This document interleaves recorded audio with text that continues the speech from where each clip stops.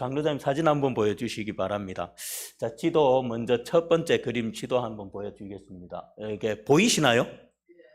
보여요? 이게 여러분들 우리가 다녔던 곳을 제가 일일이 네이버지라는 구글 지도에서 표시를 했습니다. 저기 왼쪽에가 어딜까요? 맨 왼쪽에 하이힐 같이 생긴, 부츠 같이 생긴, 이탈리아입니다. 이탈리아고 가운데가 그리스고 이쪽 오른쪽이 튀르키예, 옛날 터키죠. 이렇게 이탈리아, 로마, 이탈리아, 그리스, 터키 세 나라를 갔다 왔습니다. 왜 여기 갔다 왔냐면 어떤 분은 제가 어디 간다 소리도 안 하고 갔거든요. 물론 어떤 분한테는 이야기는 했지만 대부분 여러분들한테 제가 그냥 성지순례 간다라고만 말씀드렸지 어디 간다고 소리는 안 했습니다. 그래서 아마 여러분들 중에는 목사님 전쟁 중인데 이스라엘 가셨나? 이렇게 생각하는 분들도 계셨을지 모르겠습니다. 그러나 이스라엘은 전쟁 중이라서 갈 수가 없고요. 왜 여기를 갔냐면 이곳이 무엇이냐면 바로 바울, 오늘 우리가 본문에 읽어본 이 바울 사도가 선교했던 곳들을 우리가 다녔습니다.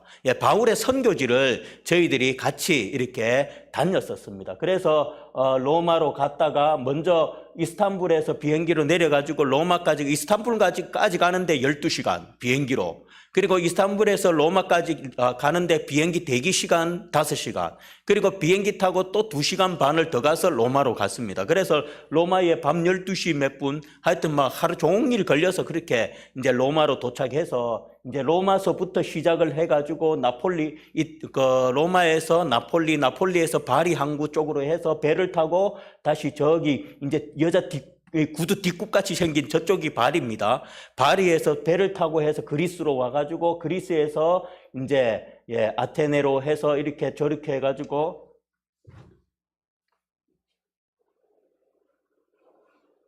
이렇게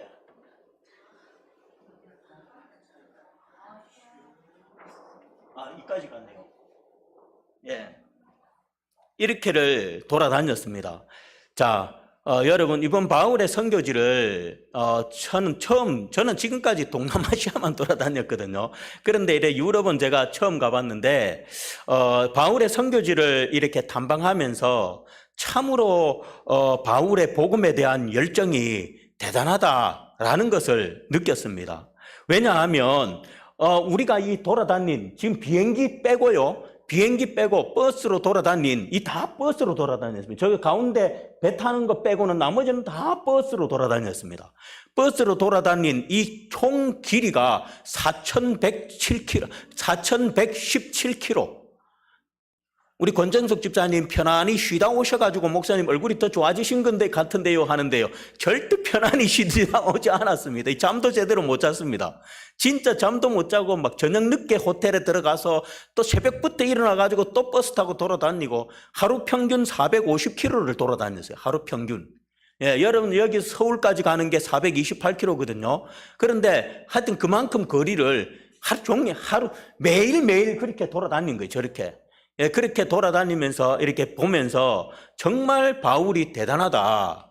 여러분들 한번 생각을 해보십시오. 저희들이 버스를 타고 이 거리를, 우리가 지금 바울이 선교했던 곳을 다 가지 못했습니다. 시간적 여유가 없어서 다 가지 못하고 일부만 다닌 것인데도 이렇습니다.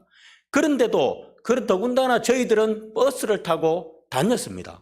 그런데 바울은 이 길을 어떻게 다녔을까요? 걸어서. 뭐 신고?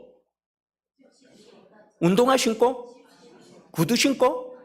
그러면 뭐 신고? 샌들 신고.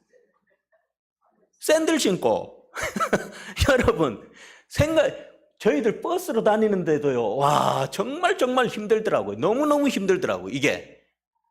진짜 너무너무 힘들었습니다. 쉬다 온 게 아닙니다. 진짜 너무 힘들어서 도착해가지고 잠시 교회 왔다가 집에 가가지고는요 짐 정리하고 집 청소하고는 누워가지고 뻗었는데 그대로 뻗어가지고 그 다음날 9시에 일어났습니다. 어쨌든 그런데 바울은 선교사님의 말로 인하면 일부만 우리가 갔다 했잖아요. 선교사님의 말로 인하면 바울은 2만 킬로가 넘는 거리를 선교하러 다녔다고 합니다. 4,117km. 구글 지도에 보면 자기가 갔던 위치가 정확하게 다 나오거든요. 그래서 키로수도 다 나옵니다. 제가 그걸로 이렇게 재보니까 우리가 다녔던 키로가 4,117km예요. 4,117km를 버스 타고 다녀도 이렇게 힘이 든데, 근데 바울은 샌들 신고, 여러분들 사모님들은 덥다고 태양빛이 우리 여기 한국하고 5월 날씨하고 거의 똑같아요. 온도도 비슷하고요. 그런데 거기는 이상하게 태양이 더 뜨겁더라고요. 이상하게. 그래서 사모님들은 양산을 쓰고 다니고, 그래 제가 다음에 만약에 내가 여기 다시 오면 우산을 들고 와야 되겠다. 이 우산이 최고겠다 생각이 들더라고요. 남자 목사님들은 모자를 쓰고 선크림을 바르고 그렇게 다녔습니다. 다녔는데도 이래 됐습니다. 그런데 바울은 그 당시에 버스가 있었습니까? 양산이 있었습니까? 선크림이 있었겠습니까? 뭐가 있었습니까? 그저 버스도 타지 않고 좋은 운동화 신지도 않고 샌들 신고, 예? 샌들도 요즘같이 좋은 샌들입니까? 아니잖아요. 예? 그런 샌들을 신고 이 엄청난 거리를 복음을 전하기 위해서 돌아다녔다라고 생각을 하니, 야, 정말 바울이 대단하다. 이 바울의 이 복음에 대한 열정이 없으면 도저히 이렇게 다닐 수가 없겠다라는 생각이 들었습니다. 제가 이렇게 다녀보니까 정말 제가 몽골을 가보고는 몽골이 진짜 끝없이 평야가 펼쳐져 있거든요. 그런데 여기도 그렇더라고요. 특히 터키 쪽에 가니까 더 그렇더라고요. 터키 가니까 진짜 끝이 보이지 않는 평야가 보이더라고요. 그 넓은 평야, 그리고 또 산도 많아요. 많기는 많은데 어쨌든 산들이 있는데 산들도 하나같이 다 높아요. 그리고 보니까는 눈이 아직까지 쌓여 있는 그런 산도 있더라고요. 이런 그 엄청난 그 끝도 보이지 않는 그 광야와 같은 그 평야를 걸어가고 때로는 그 높은 산맥을 넘어가면서 복음을 전했을 이 바울을 생각하니까, 야, 정말 제가 그걸 보면서 정말 이 열정이 없으면, 복음에 대한 열정이 없으면 절대로 이런 일을 할 수가 없겠구나라는 생각을 제가 했었습니다. 그리고 저희들이 가는 곳마다 신전들이 우뚝 세워져 있었습니다. 강도사님 보십시오. 우리 교회들은 다 무너지고 없는데요, 이런 신전들, 또 다음 사진 보십시오. 이것들이 다 신전들이 있었던 기둥들입니다. 그 다음 사진, 이거는 여러분들 많이 보셨을 거예요. 예, 유명한 사진이잖아요. 제가 직접 찍은 사진입니다. 저는 빼버리고요. 저는 제가 찍히는 사진은 좀 별로 싫어하고, 그리고 혼자 외로이 찍히는 게 왠지 쓸쓸하잖아요. 그래서 빼고 찍었는데, 저희들이 가는 곳곳마다 이런 신전들이 많이 세워져 있는 것을 보았습니다. 정말 많은 신전들이 바울이 가는 곳마다 있었고, 또 그곳에는 많은 사람들이 그 신전에서 우상을 숭배하고 있었습니다. 그런데 그들에게 찾아가 그들이 단 한 번도 들어보지도 못한 예수 복음을 바울이 전했던 것입니다. 바울의 이러한 복음의 열정으로 인해서 우상이 득실거리는 곳마다 교회가 세워지고, 또한 많은 이들이 개종하여 예수를 믿고 따르는 놀라운 일들이 일어난 것입니다. 바울의 그러한 열정이 없었더라면 어땠을까? 어떻게 되었을까? 라는 그런 생각과, 그리고 하나님께서 바울을 변화시켜서 사용하신 그 하나님의 놀라운 섭리에 대해서 이번 여행 가운데서 많은 생각을 하게 되었습니다. 여기 오늘 저와 여러분들이 읽은 본문은 바울의 1차 전도 여행, 바울의 1차 전도 여행 당시에 일어났던 사건을 다루고 있습니다.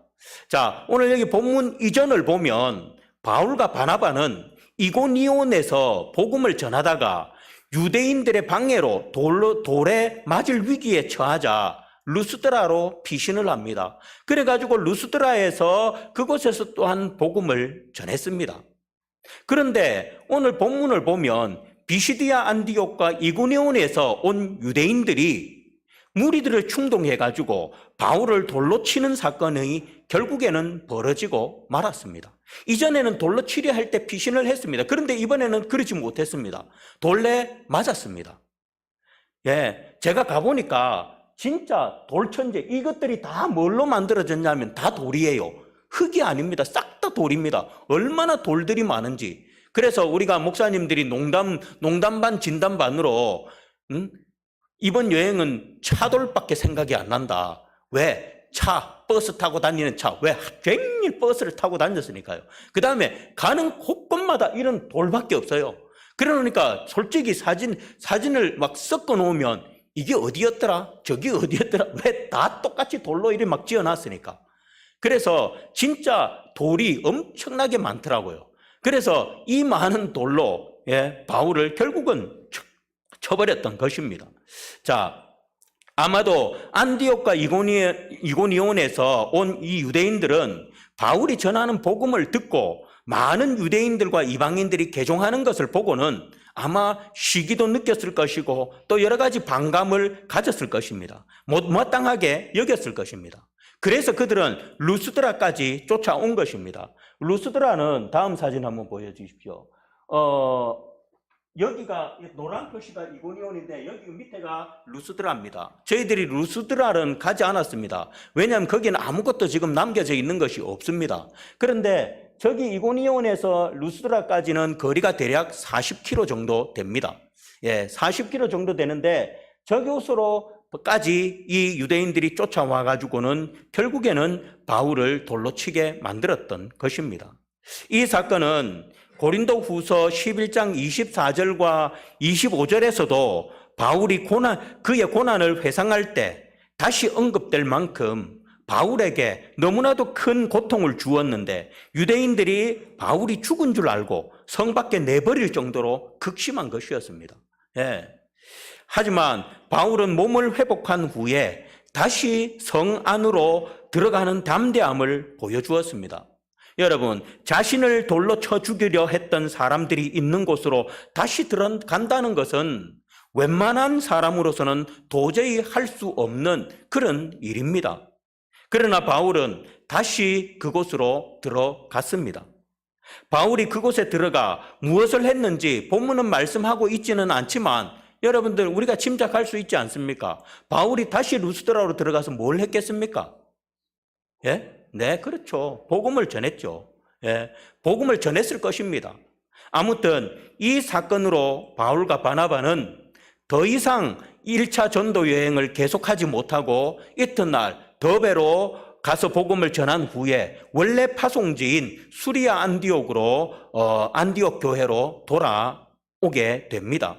오늘 우리는 우리 본문 속에서 주는 몇 가지 교훈들을 한번 살펴보도록 그렇게 하겠습니다. 먼저 첫 번째로 소수의 악이 미치는 거대한 영향력에 대해서 살펴보도록 하겠습니다. 소수의 악이 미치는 거대한 영향력에 대해서 한번 살펴보겠습니다. 오늘 19절을 보면 유대주의자들이 비시디아 안디옥과 이고니온에서 왔다라고 그렇게 합니다.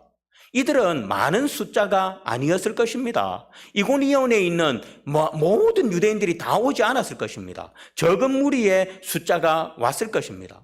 그러나 이들은 단 몇 마디의 말로 조금 전까지만 해도 바울과 바나바를 신으로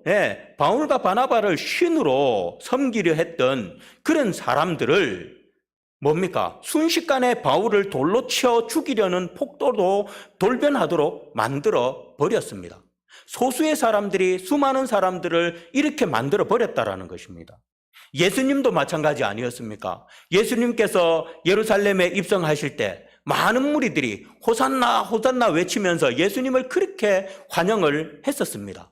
그런데 우리가 아는 것처럼 얼마 안 가서 예루살렘 당국자들이 몇 마디 말로 선동하자 순식간에 빌라도에게 예수를 십자가에 못 박으라고 강력하게 요구하는 그런 자들로 돌변하고 말았습니다. 여러분, 이 모든 일은 소수의 유대주의자들이 뒤에서 꾸민 일이었습니다. 적은 사람들이 뒤에서 많은 무리들을 선동해서 일어난 일들이다라는 것입니다.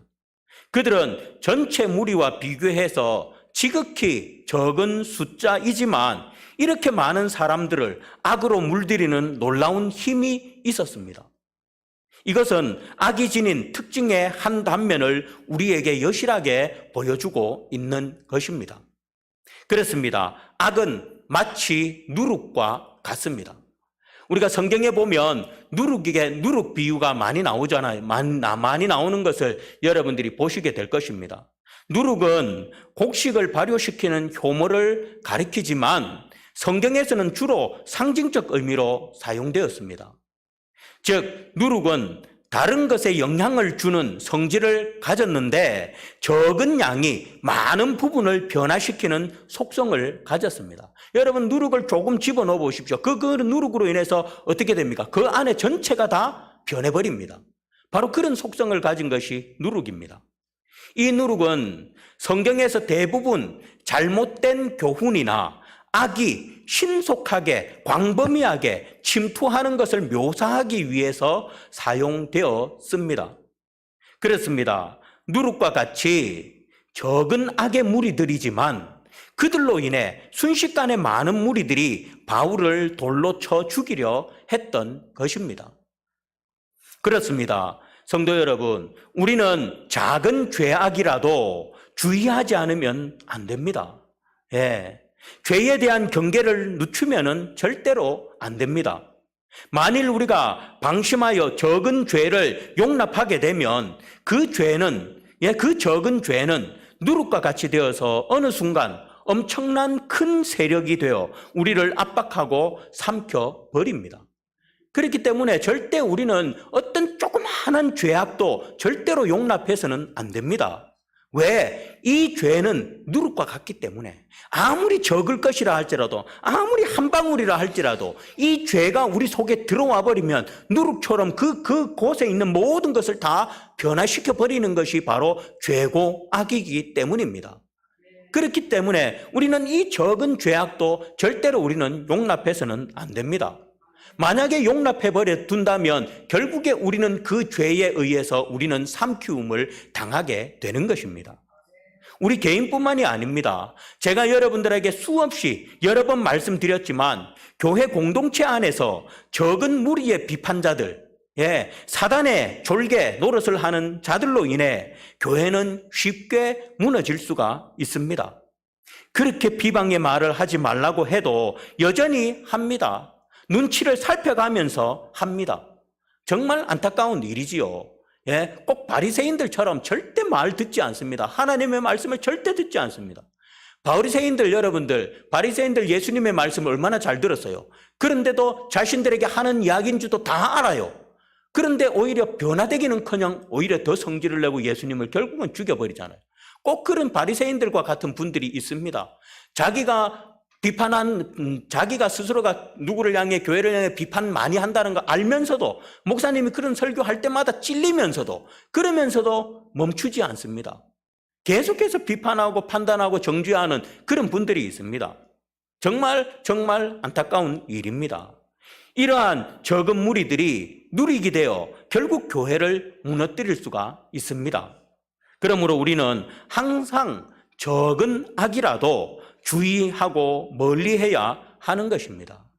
저와 여러분, 오늘 여기 본문에 이 바울을 돌로 치려 했던 무리들은 바울과 바나바를 신으로 숭배하려 했던 자들이었습니다. 그러나 그 적은 유대주의자들의 선동에 의해서 결국은 바울을 돌로 쳐 죽이는 그런 자들로 변화되고 말았습니다. 그런 것처럼 죄도 똑같습니다. 이 어떤 적은 죄가 우리 속에 들어오면 결국 그 죄가 누룩이 되어 그 모든 것을 다 망가뜨리게 되어 있습니다. 그러므로 저와 여러분들은 적은 죄악이라도 멀리하고 버리는 그런 성도들이 되시기를 주의 이름으로 부탁드리겠습니다. 그리고 두 번째로 신앙의 굴곡에서도 다시 일어서는 것이 성도입니다. 신앙의 굴곡, 우리가 신앙생활을 하다 보면 여러 가지 굴곡들이 있지 않습니까? 그 굴곡에서도 다시 일어서는 것, 그것이 바로 성도다라는 것입니다. 오늘 20절을 보면 루스드라 사람들에 의해서 돌로 맞아 죽은 것과 같이 되어 성 밖으로 내침을 당한 바울이 다시 회복하여서 성으로 들어갔다라고 그렇게 말씀하고 있습니다. 이것은 복음 증거를 위해서라면 죽음도 불사하겠다는 바울의 결연한 의지를 잘 드러내 줍니다. 여러분, 바울이 당한 일을 한번 생각해 보시기를 바랍니다. 제가 거기에 갔을 때 널려있는 돌들을 바라보면서 진짜 돌이 엄청 많아요. 진짜 곳곳에 돌이에요. 그 널려있는 돌도 물론 요만한 돌부터 시작해서 이따만 돌, 대따만 돌 막 엄청 많죠. 사람이 들 수도 없는 돌, 그런 돌까지 엄청 많습니다. 제가 그 돌들, 많은 돌들을 바라보면서 이 돌로 바울을 쳤을 텐데, 와, 바울이 요 돌 하나만 맞아도 엄청나게 아플 텐데, 그런데 이 수많은 사람들이 바울을 돌로 내려쳤으니 그 고통이 얼마나 컸을까? 그런 생각을 제가 해보았습니다. 그러면서 제가 그 돌을 한번 이렇게 만져보았습니다. 자, 여러분들, 바울이 당한 이 일을 한번 생각해 보십시오. 루스드라 사람들은 얼마 전까지만 해도 자기를 신으로 숭배하려던 이들이었습니다. 그런데 유대주의자들의 말을 믿고 순식간에 폭도로 돌변해서 자기에게 돌을 던졌습니다. 그리고 바울이 죽은 줄 알고 성 밖으로 내쳤습니다. 세상에 이런 배신이 어디 있습니까? 조금 전까지는 그렇게 자신들을 높이려던 사람들이 순식간에 돌변해서 자기를 돌로 쳐 죽이려고 했는데 이런 배신이 어디 있습니까? 여러분이라면 이런 상황에서 다시 성으로 들어갈 마음이 생기겠습니까? 다시 성으로 들어갈 용기가 생기겠습니까? 절대로 그런 마음이 생기지 않을 것입니다. 왜? 나를 배신한 사람들이고 또 다시 그곳으로 들어가게 되면 이번에는 진짜 돌에 맞아서 진짜 죽을 수 있기 때문입니다. 왜? 그 전에 돌로 치려고 그냥 포즈만 취했던 것이 아니라 실제로 돌을 던져서 바울을 죽였기 때문에, 자신들은 죽은 줄 알았어요, 바울이. 그래서 내쳤거든요. 그랬기 때문에 다시 들어가면 이번에는 진짜로 죽을 수 있기 때문입니다. 그런데 그럼에도 불구하고 바울은 자신을 돌로 쳐 죽이려던 루스드라로 들어갑니다. 이것은 복음 증거를 위해서라면 죽음도 불사하겠다는 바울의 복음의 열정을 보여주는 것입니다. 그러면 우리라면 할 수 없는 이 일을 바울은 어떻게 할 수 있었을까? 우리라면 도저히 들어갈 수 없었을 텐데, 그런데 바울은 어떻게 해서 다시 루스드라로 들어갈 수 있었을까? 그것은 우리가 지난번 새벽 시간에도 말씀드렸지만 바울은 하나님의 말씀을 들었기 때문입니다. 열왕기상 19장을 보면 엘리야가 아합의 왕비 이세벨에 의해서 도망하는 신세가 되고 말았습니다. 우리가 아는 것처럼 엘리야는 정말 놀라운 선지자입니다. 위대한 선지자입니다. 하늘에서 불을 내리고 하늘에서 비를 내리게 한 그런 선지자고, 많은 그 사이비 종교 지도자들이죠, 그들을 죽였던 그런 선지자입니다.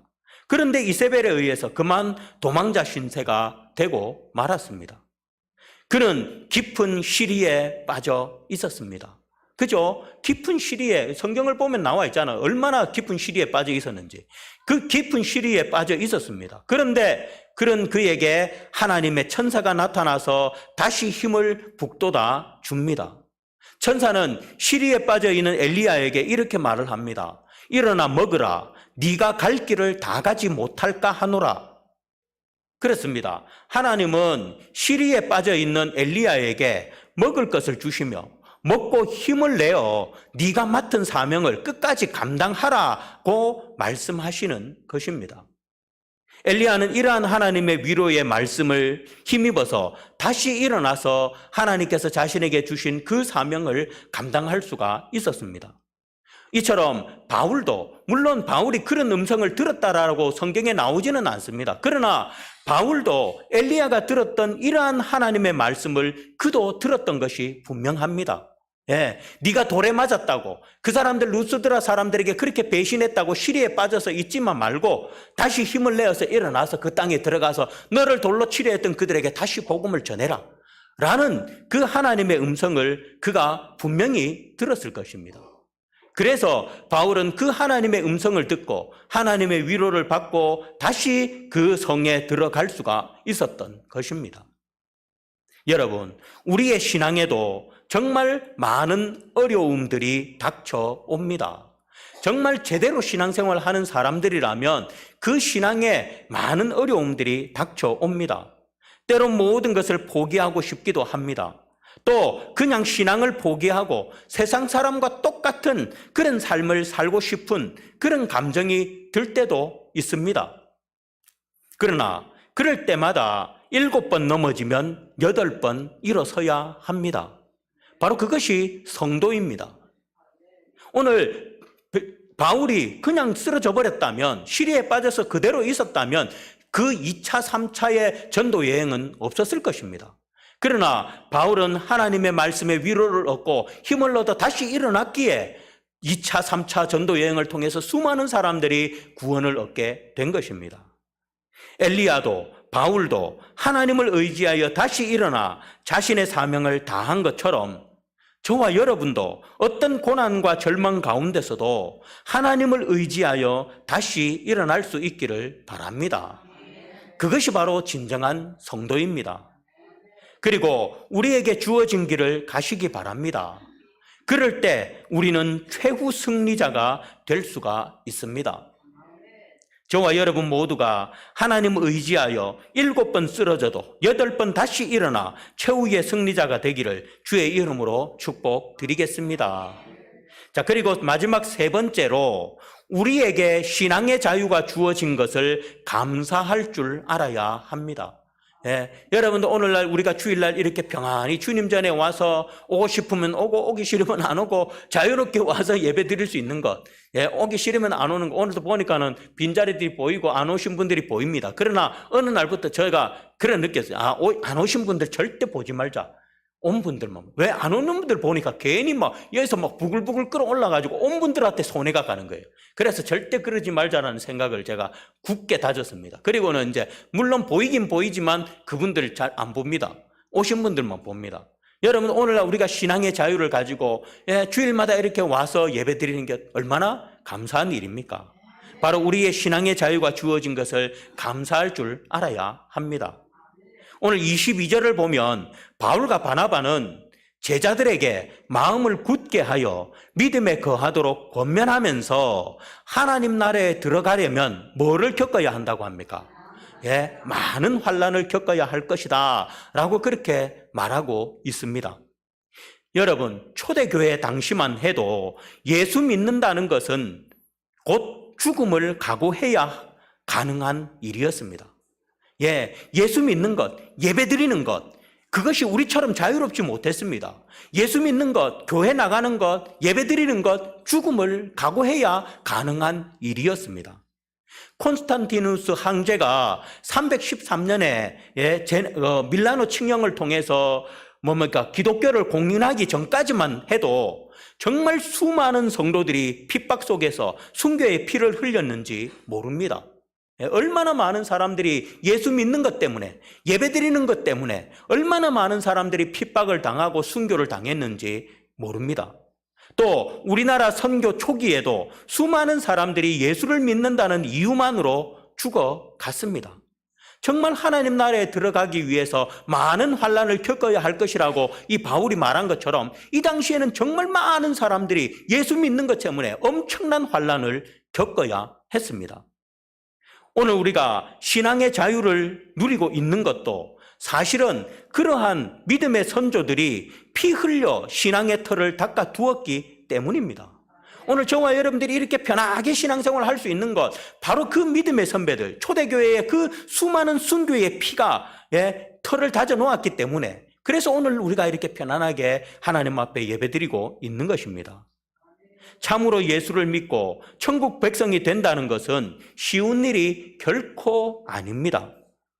우리는 신앙의 자유가 주어진 가운데 신앙생활을 하기 때문에 신앙을 가지고 이렇게 주일마다 자유롭게 예배를 드리며 신앙생활 하는 것이 얼마나 소중한 일인지 쉽게 체험하지 못합니다.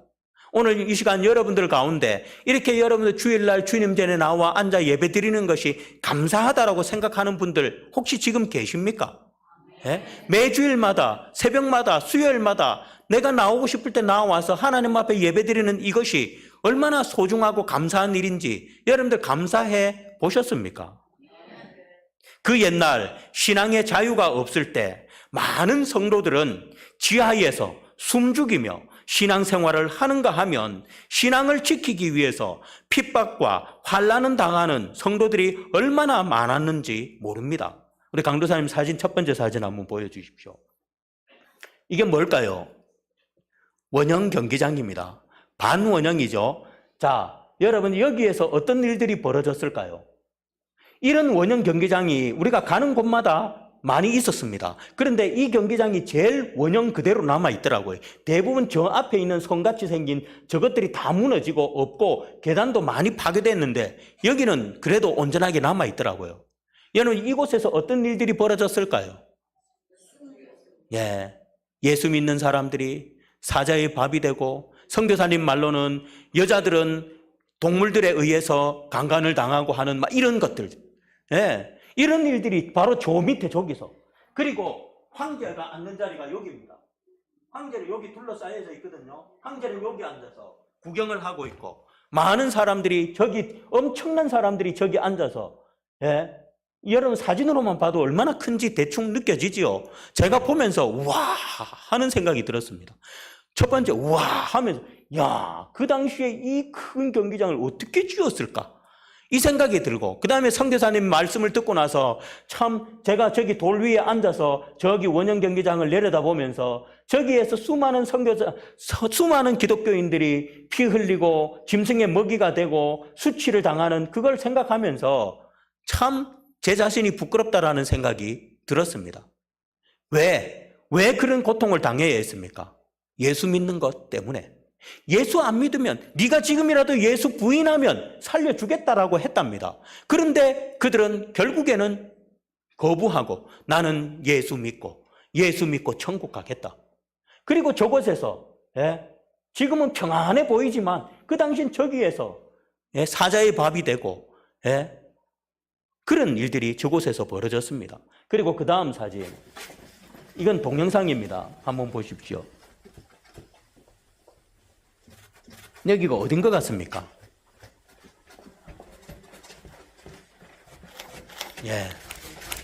땅속입니다. 끝났어요? 네, 1분 몇 초짜리. 왜 여기서 못 찍게 해요?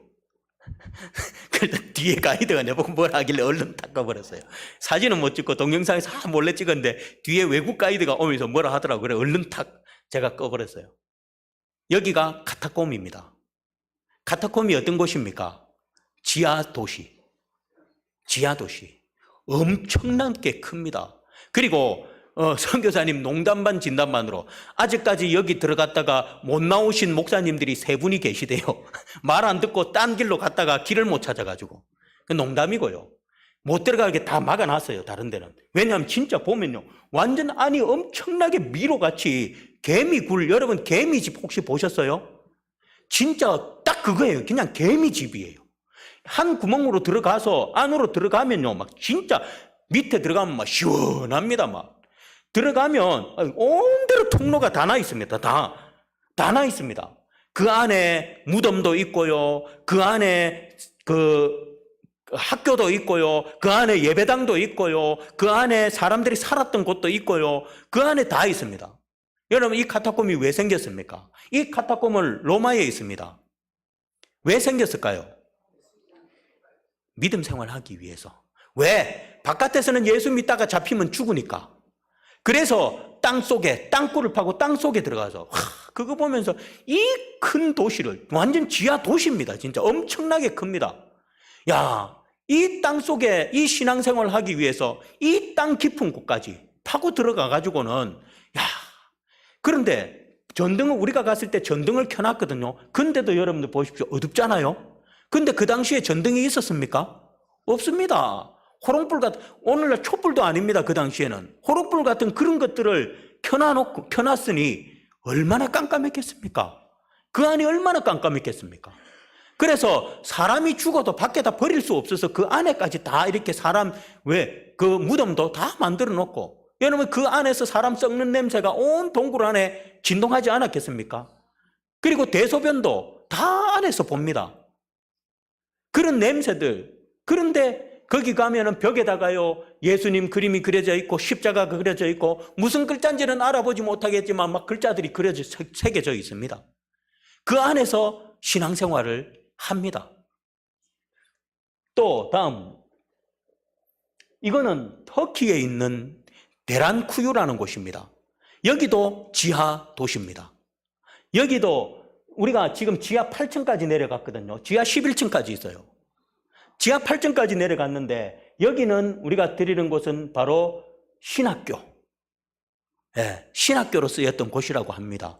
여기에 내려가서 저희들 목사님이 한번 모여 앉아가지고 우리 시찰장 목사님이 기도하고 이렇게 했었는데, 다음 사진.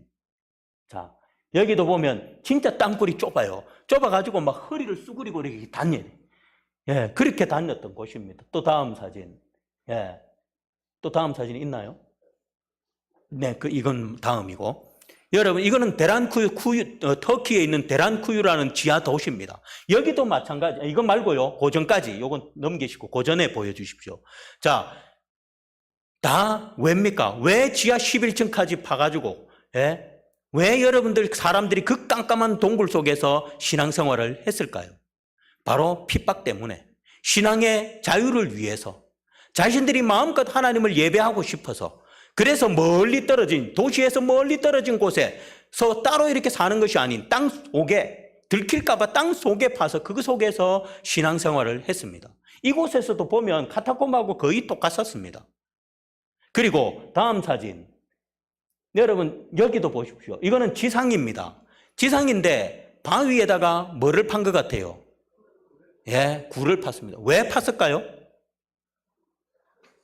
저 안에 교회가 있고, 저 안에 집이 있고, 저 안에 신앙생활을 했습니다. 예, 신앙의 자유를 찾아서 산속 깊숙한 곳에 들어와가지고, 저기는 석회암이거든요. 우리나라처럼 단단한 바위가 아니에요. 물론 만져보면 단단해요. 그런데 석회암이라서 이렇게 깨면 깨집니다. 어쨌든 지금 일부만, 다음 사진도 보여주십시오. 일부만 제가 보여드리는데 이런 곳이 엄청나게 많이 있었습니다. 이거는 터키입니다. 여긴 터키였습니다. 또 다음 사진 있나요?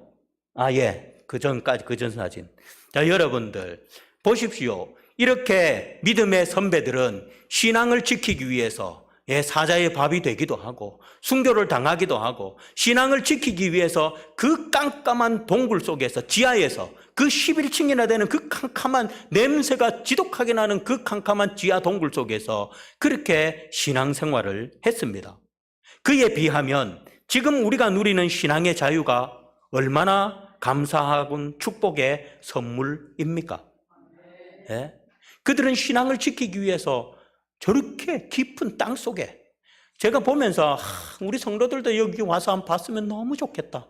그런데 야, 이거 70세 이상 되시는 분들은 이까지 오려면 오시다가 물론 우리 원로 목사님들 70세 이상이 되시고 또 다른 원로 목사님 한 분 계신데 그분은 81살, 81살이신데 이제 물론 가셨습니다. 그런데 너무너무 힘들었습니다. 진짜 힘들어요. 비행기 타는 것만 해도 12시간 비행기 한번 타보십시오. 진짜 죽습니다. 저는 처음에 비행기 탈 때 거기 표 끊어주는 사람이 창가에 줄까요 하길래 얼른 좋다고 네 했더만은, 장거리 갈 때는 창가가 안 좋아요. 단거리 갈 때는 창가에 앉아서 밖에도 내다보고 좋지만 창가에 앉아있으니까 꼼짝을 하지 못해요.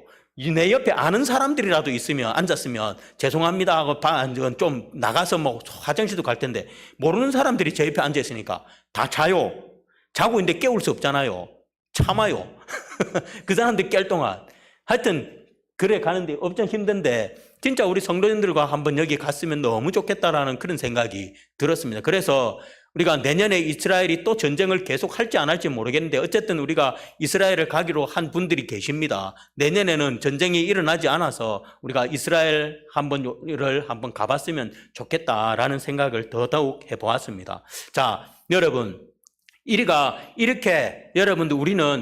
이렇게 신앙을 지키기 위해서 고통 속에, 이런 열악한 환경 속에서 신앙생활을 했습니다. 그에 비하면 오늘날 우리는 얼마나 감사합니까? 얼마나 감사한 일입니까? 더우면 에어컨 틀고 추우면 히터 틀고 환한 불빛 밑에서 자유롭게 예배드리는 것, 이것이 얼마나 감사한 일입니까? 그러므로 우리는 자유롭게 신앙생활할 수 있는 이 축복을 소홀히 여겨서는 안 될 줄 압니다. 믿음의 선배들에 의해 주어진 이 신앙의 자유를 축복으로 알고 정말 소중하게 여기며 하나님을 섬기는 일에 더욱더 열심을 내어야 할 것입니다. 그러한 저와 여러분들이 되시기를 주의 이름으로 축복드리겠습니다. 말씀을 맺겠습니다. 오늘 여기 본문 가운데서 세 가지 교훈들을 살펴보았습니다. 첫 번째, 소수의 악이 미치는 거대한 영향력에 대해서 살펴보았습니다.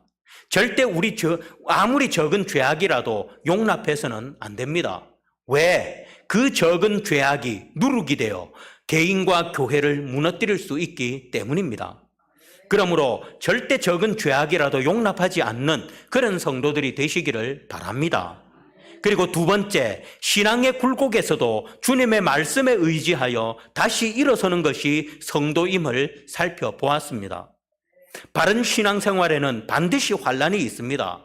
그럴 때마다 하나님 의지하여 다시 일어서는 것이 성도입니다.